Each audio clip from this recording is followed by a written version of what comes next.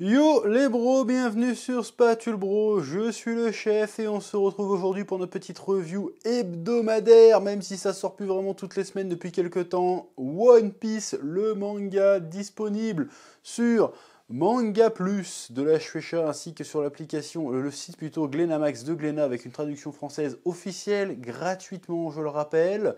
Bon ouais, en ce moment c'est une chaîne One Piece là. Là on a fait 10 vidéos One Piece d'affilée, c'est un peu beaucoup. On va parler d'autres choses aussi. À la base, je voulais parler de Bleach cette semaine, mais il n'y a pas d'épisode apparemment. En tout cas, elle n'est pas sur Disney+. Donc tant pis, cette semaine, on va manger sur One Piece, et puis c'est tout. Et puis on va bien manger en plus, parce qu'entre la série et le chapitre, franchement, quel repas de roi. Ah, je suis repu, oui. Et cette semaine, nous avons un chapitre très sympathique qui est plein de promesses. Alors nous avons le combat entre Kizaru, aka Borsalino, et Sentomaru qui était censé être son neveu, mais on apprend en fait qu'il l'appelait tonton plus par marque d'affection plutôt que par... c'est pas réellement son vrai oncle. On a un petit flashback sur le personnage de Sentomaru. D'ailleurs c'est marrant parce qu'en ce moment dans ma relecture, je l'ai déjà dit mais dans d'autres vidéos, mais je suis à Sabaody et Amazon Lily. Donc du coup pour moi c'est très frais l'apparition de Kizaru et tout, même si j'avais déjà lu avant mais c'était il y a longtemps. Donc du coup je me remets dedans. Donc du coup, ça fait plaisir de voir des petits callbacks par rapport à ce que je suis en train de lire. Ça fait plaisir. Donc, Sentomaru, donc, qui affronte Kizaru, et j'aime bien, on nous, comment dire, on nous explicite un peu plus leur relation. Alors peut-être que ça avait été fait au moment de Marineford, je suis plus sûr du tout parce que ça date dans ma tête. Mais j'aime bien l'idée, parce que si on peut faire un parallèle un peu avec ce qui s'était passé un petit peu il y a pas très longtemps avec Garp et comment il s'appelle ce bâtard, le mec qui fait de la glace. Aokiji, c'est pas son vrai nom, mais Kuzan, voilà. Kuzan.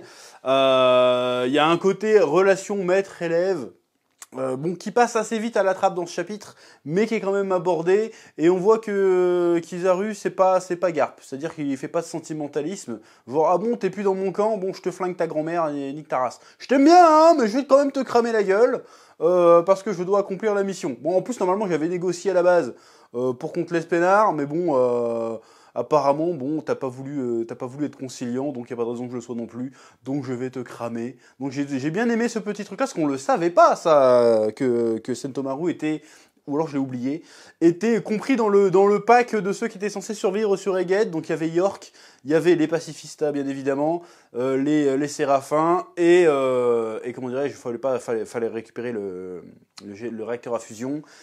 Et il avait apparemment négocié Sentomaru qui pouvait s'en sortir aussi, mais finalement il a dit bon moi je vais te buter quand même. Bon on ne sait pas s'il est mort à ce moment-là, mais en tout cas je vais quand même te cramer la gueule avec mes lasers parce que t'es passé du côté ennemi. Donc voilà, on apprend que Vegapunk est le bienfaiteur de Sentomaru, donc ça c'est plutôt intéressant aussi.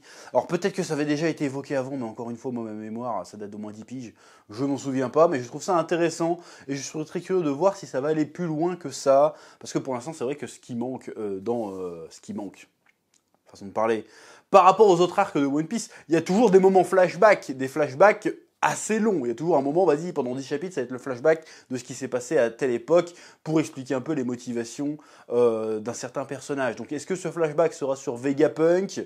Parce qu'on a eu que 2-3 pages hein, sur le flashback de Vegapunk pour ce qui s'est passé à Ohara ou Rencontre Dragon et tout. Mais on n'a pas eu le vrai origin story de Vegapunk. Donc on va peut-être l'avoir à un moment donné, et peut-être qu'à ce moment-là, on verra vraiment un peu plus en détail sa relation avec Sentomaru et Kizaru, pour le coup.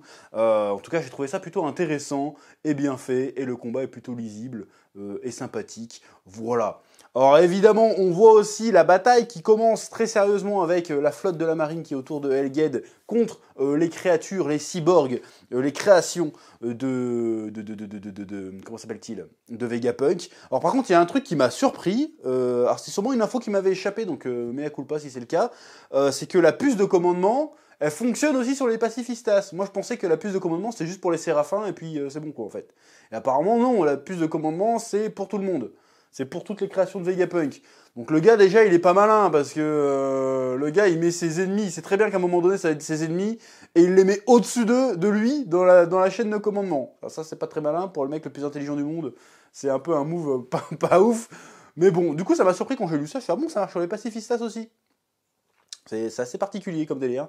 Bon bref, Voilà. Ce qui nous amène à l'autre grand moment, enfin il y a deux grands moments, Rob Lucci, qui se faisait bien discret depuis quelques chapitres, qui était bien docile, évidemment ce petit rat, dès qu'il a vu qu'il y avait l'ouverture et Kizaru qui arrive, parce qu'on faut pas oublier que lui c'est un énorme suceur, hein, Rob Lucci, c'est un énorme suceur du gouvernement, hein, c'est la pute du gouvernement, c'est genre vas-y, videz-vous, y a pas de problème, je suce, y a pas de souci, c'est un énorme suceur, et donc dès qu'il voit qu'il y a le gouvernement qui arrive, et qui semble envoyer Kizaru un amiral et qui dit bon c'est bon on va reprendre la situation, vas-y je vais buter Vegapunk en loose day, et là il y a comment ça s'appelle, Lucy, non Lucy, comment s'appelle la meuf, Stussy, je crois que c'est ça, qui qui fait barrage de son corps, et elle se fait doigter, du coup bon c'est pas très élégant mais c'est ce qui se passe, et du coup là on a un combat incroyable, Rob Lucci versus Zoro. Je veux le voir se faire malmener. Je veux voir Rob Lucci se faire malmener par Zoro. En mode, t'inquiète, tu crois que t'es taille à taper le capitaine, mais nous, on va te fumer, tu vois. Je veux voir ça. Franchement, ça serait trop bien. Si on voit Zoro fracasse Rob Lucci, je vais faire, oh! Ah, ça fait plaisir. Parce que y a pas de monde. Je vois pas Rob Lucci taper Zoro, en vrai. Il l'aurait tapé sans doute à Skype. Oh là là. À Water 7 qu'il le tape, je suis d'accord. Mais maintenant, il s'est tapé le bras droit de Kaido. C'est pas Rob Lucci qui va le faire trembler les genoux, tu vois. Je veux voir ça. Ah, je veux voir ce combat. Je veux qu'il soit très court. Parce que Luffy Gear 5, il s'amusait.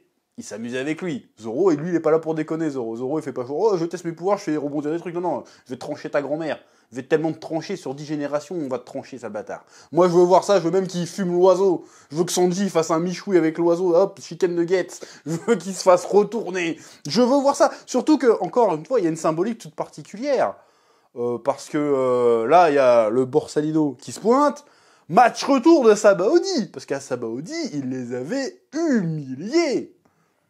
Ah, les Mugiwara se sont fait humilier à Sabaody. Pire que quand ils avaient affronté Kuzan. Ils se sont fait humilier, ils n'ont pas touché une balle, ils se sont fait défoncer, ils se sont pris 25-0. Normal que quand Luffy voit l'autre arriver, il fait attends. On va pas s'enfuir, on a un compte à régler avec ce bâtard. Et là, c'est stylé. Là, Luffy fait attends, et en plus, dès qu'il commence à parler, hein, quand il arrive, il fait genre chapeau de paille, ça fait longtemps que pas le temps de parler, boum, gros kick dans ta gueule. Bon, il le part, mais quand même, il y a gros kick dans ta gueule et il le touche surtout. Donc il fait frérot, on est 100 fois plus fort qu'avant. Donc là, il y a du match retour qui s'annonce. Et pareil, je vois pas, comment il s'appelle, Kizaru. Peut-être qu'il aura le dessus, hein, mais je le vois pas gagner pareil qu'avant. Donc là, forcément, il y a match retour. Le match retour risque d'être incroyable. Alors, est-ce que Luffy va se le prendre en 1-1 ou est-ce que c'est tout l'équipage? Parce que ce serait logique que l'équipage le mêle. Vu comment il les a tous chiffonnés à l'époque. Ce serait, même s'il avait les pacifistas avec lui, mais il les a tous chiffonnés à l'époque, ce serait pas déconnant que tout l'équipage se mêle pour fumer un amiral. Et peut-être même, pourquoi pas le tuer? Parce qu'on sait toujours qu'il y a un incident d'Egghead. Donc c'est un incident. Et l'incident, pour qui est-ce que c'est un incident? Parce que si les chapeaux de paille perdent à Egghead, c'est pas un incident, c'est une victoire pour le gouvernement mondial. Parce qu'on rappelle que c'est eux qui dictent les titres des journaux, hein, à peu près. Donc si c'est un incident, ça implique forcément une carabistouille en défaveur du gouvernement mondial. Donc, il y en a qui disent, ouais, c'est Saturne qui va se faire fumer, mais ça pourrait très bien être Kizaru qui se fait fumer. T'imagines la défaite d'un amiral? Surtout que là, ils enchaînent 2 défaites d'amiral. Bon, là, c'est un vice-amiral, Garp, mais bon, pareil, il est porté disparu, défaite. Un amiral officiel qui se fait fumer par les chapeaux de paille. Là, on est sur de la déclaration de guerre velue, tu vois. Là, ça sera un véritable incident qui justifierait la mise en branle des événements qui conduiraient à la fin du manga.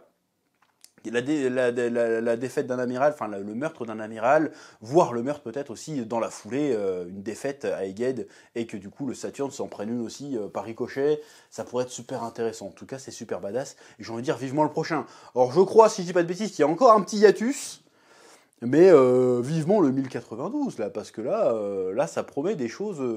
Alors, il y a eu un petit ventre mou, encore une fois, hein, je l'avais déjà dit, hein. Mais là, avec ce qu'on nous a servi avec Garp et ce qu'on nous sort avec Egghead, qui patinait un petit peu, mais qui commence à décoller vraiment, nous ne sommes pas prêts. Voilà, donc j'ai franchement hâte de voir le prochain chapitre. Je veux voir le match retour et je veux que ça soit épique. Alors faut pas que ça dure 15 chapitres, justement, ça serait encore plus impactant si c'était concis. Je veux voir Rob Lucci se faire humilier et je veux voir Kizaru s'en prendre une bonne aussi dans sa gueule. Mais moi je vois trop la scène où il y a tous les chapeaux de paille qui vont le défoncer, tu sais. On t'a pas oublié, bâtard. On va te retrouver, on va te soulever, ça serait trop bien. Bref, on verra ça très prochainement. Comme d'habitude, je vous laisse le soin de me laisser un pouce bleu, de me dire ce que vous avez pensé de ce chapitre dans les commentaires. Et je vous dis à très bientôt sur Spatule Bro pour de nouvelles vidéos. Oui.